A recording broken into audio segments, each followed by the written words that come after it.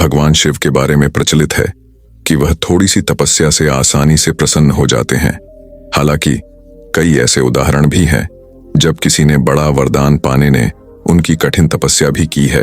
लंकाधिपति रावण ने भी अमृतत्व का वरदान पाने के लिए भगवान शिव को अपने 10 सिर चढ़ा दिए थे। भगवान शिव से जुड़ी ऐसी ही एक और कहानी है जिसमें एक राक्षस ने शिवजी की घोर तपस्या कर उन्हें प्रसन्न किया था। हालांकि वरदान देकर भगवान शिव खुद ही मुसीबत में फंस गए थे।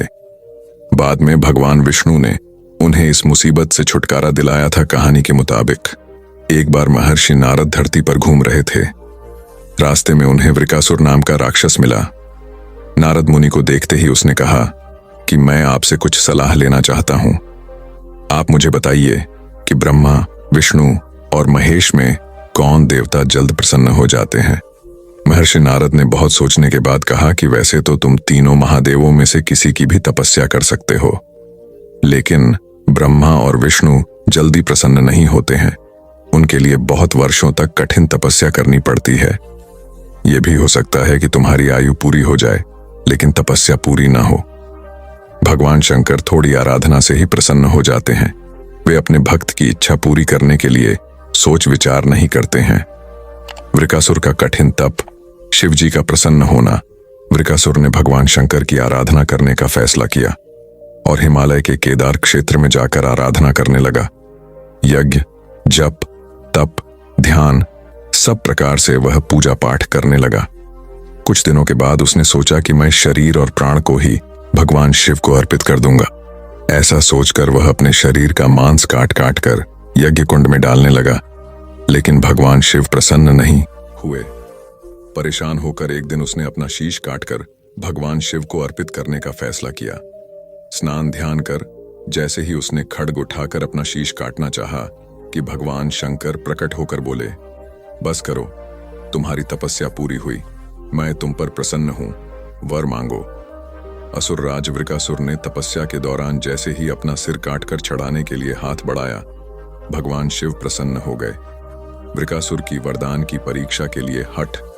वृकासुर हाथ जोड़कर भगवान शिव से बोला, आप मुझे वर दीजिए कि मैं जिस प्राणी के सिर पर हाथ रख दूं उसकी तुरंत मृत्यु हो जाए। शिवजी वृकासुर की यह मांग सुनकर चिंता में पड़ गए, लेकिन वरदान नहीं देने पर देव मर्यादा का उल्लंघन हो रहा था। शिवजी वृकासुर से बोले कि तुम्हारी तपस्या व्यर्थ नहीं जाएगी। तुमने मुश्किल वरदान की कामना से तपस्या की थी, इसलिए तुम्हें तपस्या भी कठिन करनी पड़ी। जाओ, जैसा वर चाहते हो वैसा ही मिलेगा। वरदान पाते ही वृकासुर की आसुरी वृत्ति जाग गई।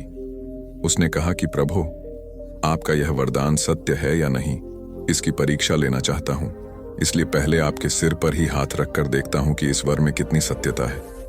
भगवान शिव का विष्णु जी से मदद मांगना।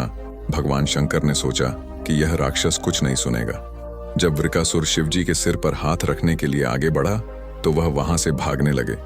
इस पर वृकासुर का क्रोध बढ़ गया। वह पीछा करते हुए चिल्लाया कि महर्षि नारद की तरह आपने भी मुझसे छल किया है। वरदान की परीक्षा से डरकर क्यों भाग रहे हैं? शिवजी भूमंडल छोड़कर देवलोक तक भागते रहे और वृकासुर भी उनका पीछा करता रहा। अंत में भगवान शिव विष्णु लोक पहुंचे और विष्णु जी को अपनी परेशानी बताई। विष्णु जी ने हंसकर कहा कि कुछ भी हो, आपके वरदान की सत्यता तो सिद्ध करनी ही होगी। भगवान विष्णु ने योग माया से एक वृद्ध तेजस्वी ब्रह्मचारी का स्वरूप बनाया और वृकासुर की ओर चल पड़े। भगवान विष्णु का शिवजी की बुराई करना। भगवान विष्णु को जब वृकासुर आता हुआ दिखाई दिया तो उन्होंने आगे बढ़कर उसे प्रणाम किया। उन्होंने वृकासुर से कहा कि असुरराज कहां भागे जा रहे हैं? लगता है कि आप बहुत थक गए हैं, शरीर को थोड़ा आराम दीजिए। आप सब प्रकार से समर्थ हैं, फिर भी मेरे योग्य कोई काम हो तो बताइए। अक्सर लोग अपने मित्रों और सहायकों से ही अपने काम पूरा करा लेते हैं। एक तेजस्वी ब्रह्मचारी की बातें सुनकर वृकासुर ने शिवजी के वरदान और उसकी परीक्षा की बात बताई। इस पर ब्रह्मचारी हंसा और कहा कि तुम किसके वरदान की परीक्षा लेना चाहते हो? शिवजी का तो अपना कोई घर ही नहीं है। वह खुद भूतों प्रेतों के साथ घूमते रहते हैं। वह भला किसी को क्या वर देंगे? वर देने वाले तो ब्रह्मा और विष्णु ही हैं। शिवजी को खुद को वृकासुर से बचाने के लिए भगवान विष्णु से मदद मांगनी पड़ी। वृकासुर का ब्रह्मचारी की बातें में फंस जाना। विष्णु जी ने वृकासुर से कहा कि तुम्हें वरदानी होना था तो ब्रह्मा या विष्णु की आराधना करनी चाहिए थी। शिवजी के पीछे बेकार दौड़ रहे हो। वरदान देने वाला तो खुद इतना शक्तिशाली होता है कि उसके वरदान का असर खुद उस पर नहीं हो सकता है। उन्होंने तो तुम्हें झूठ मूठ का वरदान दिया है। तुम्हारी तपस्या बेकार चली गई। ब्रह्मचारी की बात सुनकर वृकासुर निराश हुआ। उसका मनोबल टूट गया। वह कहने लगा कि मुझे तो देवर्षि नारद ने शिव की आराधना करने को कहा था। ब्रह्मचारी ने कहा कि तुमने नारद मुनि पर भरोसा कर लिया। वह तो ऐसे घुमक्कड़ साधु है जो सभी को उलटी सलाह ही देते हैं।